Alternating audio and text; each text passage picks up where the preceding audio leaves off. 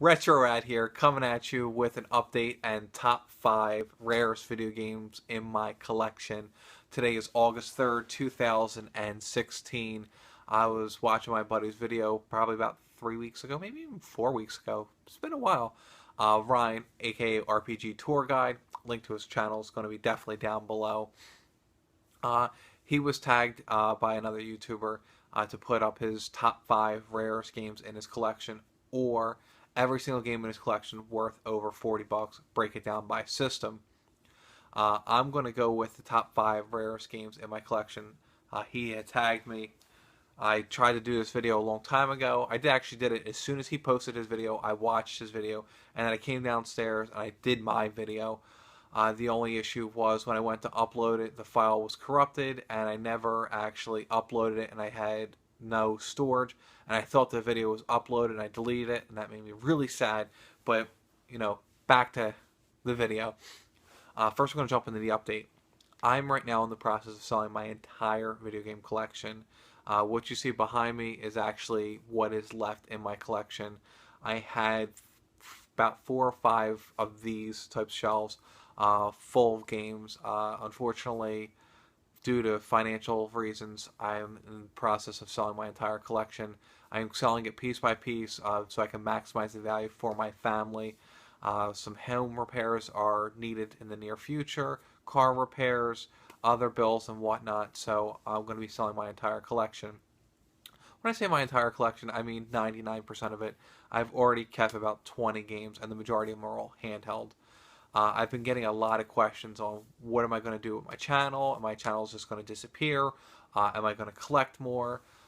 First and foremost, my channel is definitely not going to disappear. I'm going to do more things of like either unboxings for cool items that I got in the mail.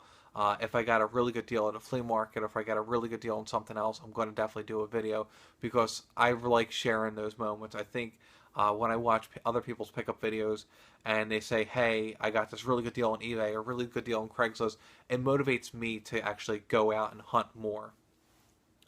Other things I'm going to be doing is unboxings, like my Song of the Deep video that got deleted by mistake. Again, another issue by me. Um, I'm going to be doing unboxings. Definitely, I'm going to start doing that for some limited edition games that are coming out. I'm also going to be doing first reactions like the one I did with Mighty Number 9. I thought I got a lot of positive responses, a lot of actually views in a short period of time. Really love that. I love the support that you guys have given me, so the channel's not going anywhere. The videos are going to be one every 2 months, is probably going to be the bulk of it, unless there's a couple good deals that happen. There might be one every month, but I'm definitely going to be putting videos. It's not going to be as fast and furious as I used to do.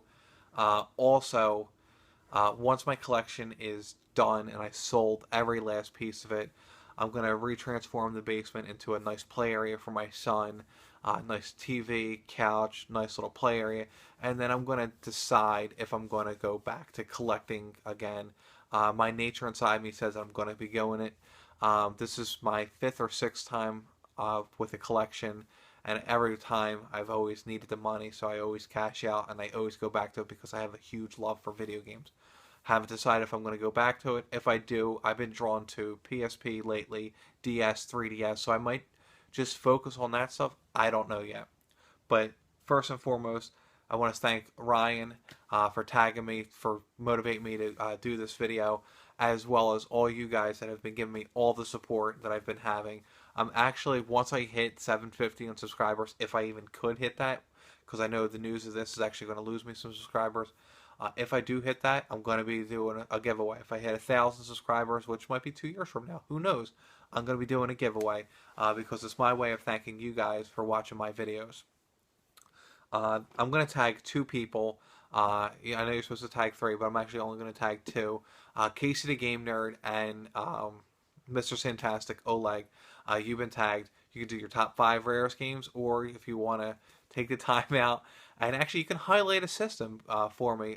Every game you own over $40 for a specific system. But you 2 guys have been tagged. There are other people that I would like to tag, but they've already been tagged and already done the video. So number 5, Mega Man 4 for the original Game Boy. I did own Mega Man 5, but it's already gone, so Mega Man 4 comes in the number 5 spot. Original Game Boy games are extremely difficult to get complete in box. It took me forever to track this one down, as well as it took me forever to track down a lot of Game Boy games.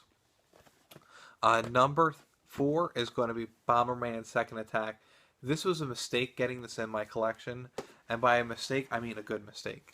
I purchased a game from my local game store that had just recently discounted the crap out of the game because of condition. I was at the right place, right time, and I had credit. And I bought it with every intentions on trading it away to get a Mega Man game that I needed for my collection, or Zelda. One of the two. But I said, you know what? Let me take it, try it, because I like Bomberman. It's actually number 2 in my favorite Bomberman game of all time. I sat down, I popped in my N64, and I played it. And I figured if I played it for 15-20 minutes, I could make my opinion on it. Well, 4 hours went by, and I was like, well, I definitely have to keep this one. So I wound up keeping it. And the game has went through the roof. Number 3 is Wacky Races for the original Nintendo. Atlas title, late release, amazing platformer. And I use that word amazing because most people see Wacky Races and they think it's a racing game. It's a platformer game. It's extremely fun, made by Atlas. The reason why this game is so rare is because it has the poster inside, the manual. It's 100% complete. Usually you see this game, you see the box, manual, and cart. You don't see the poster. The poster is the most difficult piece to get this. So if anybody's got the Wacky Races poster for Nintendo, you have the hardest piece of this puzzle. It's not the most expensive piece. It's just the hardest piece to get. Number 2. Number 2 is Mario Kart 8 for the Wii U. This is actually on its way out the door.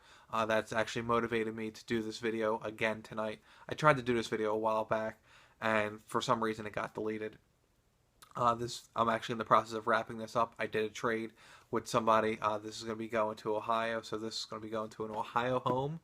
Mario Kart 8 for the Wii U. It's a limited edition that came with the blue skull, the blue statue of the blue bullet, or bomb I should say, because it explodes on the player number 1. This was a exclusive Nintendo Store item only.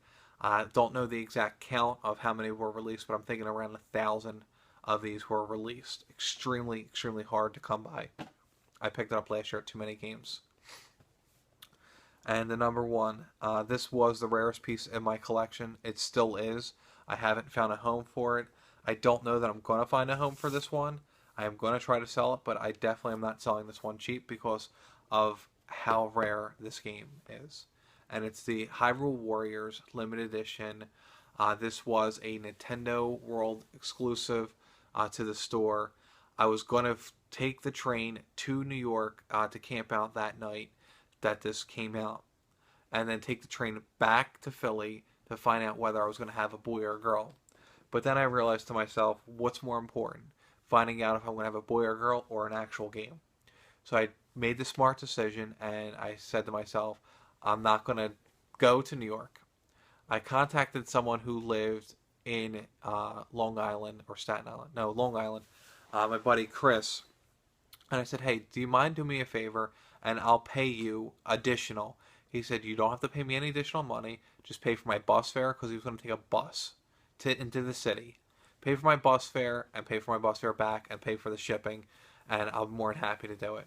He went there, unfortunately, I think he got there probably like 11 or 12 o'clock at night, and he camped out through the entire night, and he did not get one. It was crazy. He called me. He was so upset for me.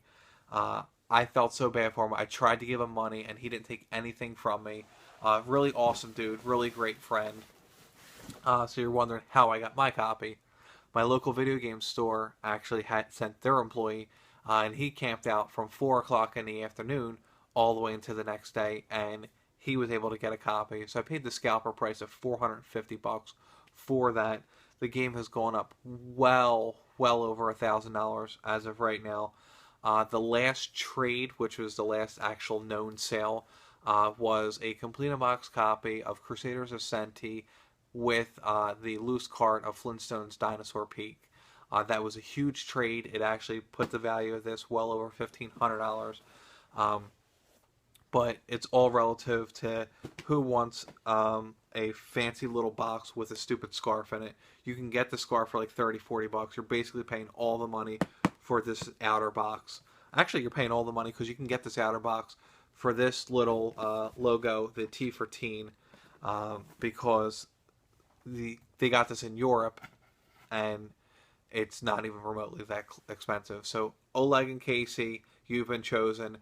Post those videos, and everyone else in the comments down below, let me know what the top 3 rarest games in your collection is, and thanks for watching.